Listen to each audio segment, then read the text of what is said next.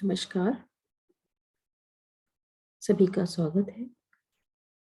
आज हम BA first year की आधुनिक काव्य पाठ्यपुस्तक से जयशंकर प्रसाद जी के विषय में बात करेंगे।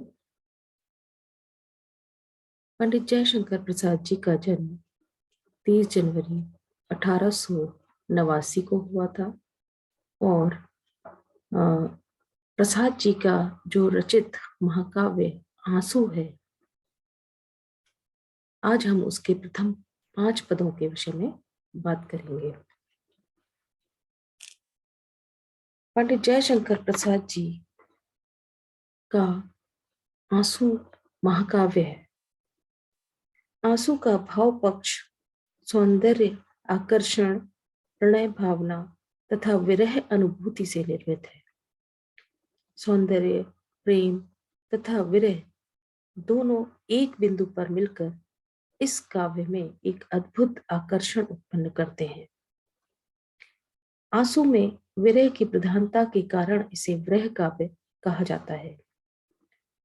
आचार्य रामचंद्र शुक्ल ने भी लिखा है, आंसू में अभिव्यंजना की प्रसन्नता और विचित्रता के भीतर प्रेम वेदना की दिव्य अनुभूति का, विश्व के मंगलमय प्रभाव का, सुख दुख दोनों के अपनाने की उसकी अपार शक्ति का और उसकी छाया में सौंदर्य और मंगल का आभास पाया जाता है।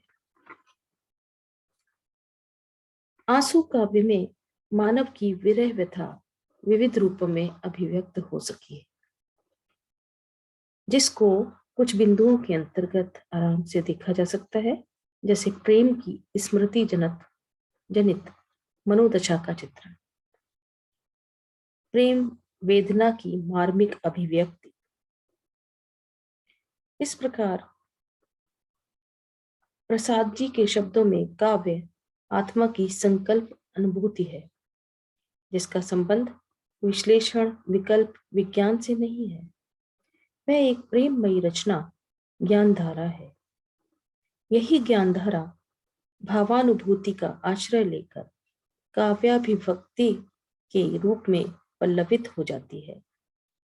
इस प्रकार प्रत्येक काव्य के 2 पक्ष होते हैं, अनुभूति पक्ष और अभिव्यक्ति पक्ष। आंसू कवि के नेत्रों से ही क्या, जनसाधारण के नेत्रों से भी हृदय की अनुभूति के छंदात्मक संघर्ष से होते हुए होठों पर टपकते हैं। इसी प्रकार के आंसू भी अज्ञात प्रियतम के अंतःकरण की तीव्र अनुभूति से उठी पीड़ा के माध्यम से मार्मिक अनुभूति के साथ टपके हैं, और यह मार्मिक अनुभूति आंसू के 4 रूपों में व्यक्त हुई है। आंसू के कथा सौंदर्य पर यदि प्रकाश डालते हैं तो आंसू एक सुनियोजित क्रमबद्ध भाव तथा कथा प्रधान गीत काव्य है। यह भाव रमणी के प्रेम परक हृदय के संपर्क में आए हुए कवि की है। कवि का प्रेम व्यापार रमणी के साथ बड़ी ही सुखद अनुभूति में अच्छी कल्पना के साथ चला, किंतु गति अवरोध ऐसा बन गया कि रमणी कवि हृदय को तोड़कर ऐसे मुख फेर गई कि उसने यह ध्यान भी नहीं दिया कि कवि का हृदय जीवन से बहुत दूर की कल्पना को यथार्थ समझे हुए बैठा है। किंतु रमणी द्वारा कवि हृदय की मनोव्यथा, टीस और सुखद कल्पना पर कभी ध्यान न देने पर भी प्रेमी हृदय धड़कने लगता है। यही टीस, कसक और व्यथा अश्रु बनकर टपकने लगती है और बार बार रमणी की शोभा का स्वरूप गोधूलि की बेला में शशिमुख पर घूंघट डाले, अंचल में दीप छिपाए मिलन को उद्यत सा जान पड़ता है। किंतु कवि चेतन अवस्था आने पर पुनः तड़प उठता है। जब वह मर्मांतक पीड़ा से घायल होकर जगत की ओर देखने लगता है तो उसे सारी वसुधा सुख, शांति और विश्राम से रहित प्रतीत होती है। कवि जगत की कामना के निमित्त हृदयों में जली ज्वाला बुझाने के लिए अश्रुओं की भीषण वर्षा करता है। इस प्रकार उसका अपावन कलुष मिटाकर चिरदग्ध दुख वसुधा की प्रक्रिया से निष्फलता को प्राप्त हो जाता है।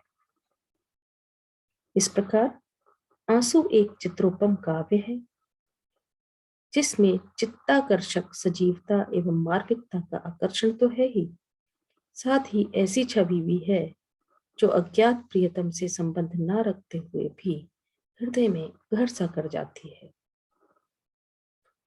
कवि जिस समय मोतियों से जो जुड़ी हुई मांग और काली चिकट केश राशि से सुशोभित चंद्रमुख की शोभा का वर्णन करता है, उस समय उसकी प्रतीकात्मकता और लाक्षणिकता से सौंदर्य चित्र पाठक के सम्मुख मूर्त रूप सा बन जाता है।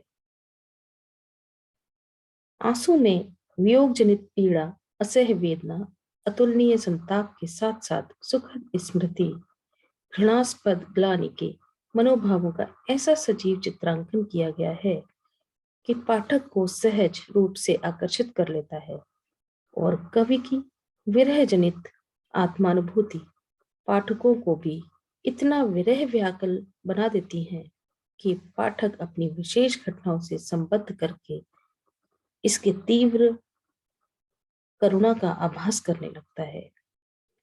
जो वेदना की रागनी कवि के हृदय में बजती है, पाठक के हृदय में भी तीव्र स्वर से बजने लगती है। अर्थात यहाँ साधारणीकरण का सुंदर समन्वय बनता है। इस प्रकार आंसू हिंदी काव्य की एक अभिनव विरह गीतिका है। इस काव्य ने हिंदी काव्य को नवीन दिशा प्रदान की है। यह काव्य प्रसाद की अंतर्वेदना और उनके शोध का प्रतीक बन गया है। उन्होंने इस काव्य को रचकर कविता की मानो परिभाषा ही कर दी है। जो घनीभूत पीड़ा थी अंतर में स्मृति सी छाई, दुर्दिन में आंसू बनकर वह आज बरसने आई। धन्यवाद।